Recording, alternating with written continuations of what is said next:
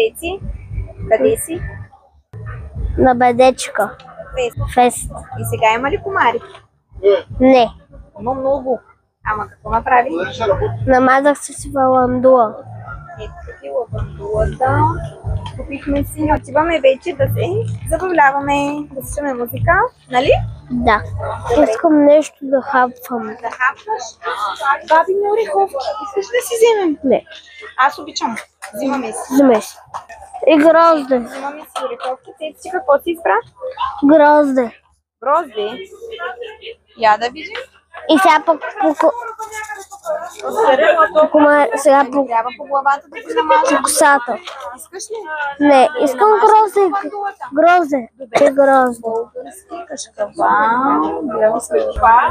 Добре, добре.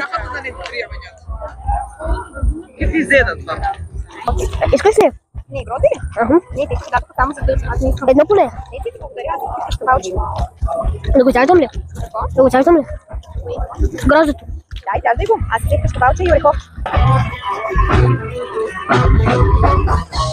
Помагаш с шапката на фестивала, нали разбра? Аз искам такъв кът на саба. Син. Син. Добре. Здравей. В кофичка ли искаш или в чашка?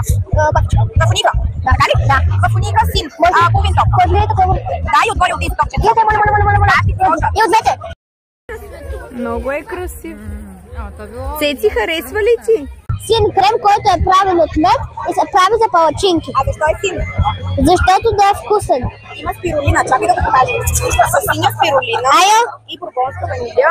Има най-различни кремчета с мед, страхотни продукти. Препоръчвам да дойдете на феста и да си вземете от тук.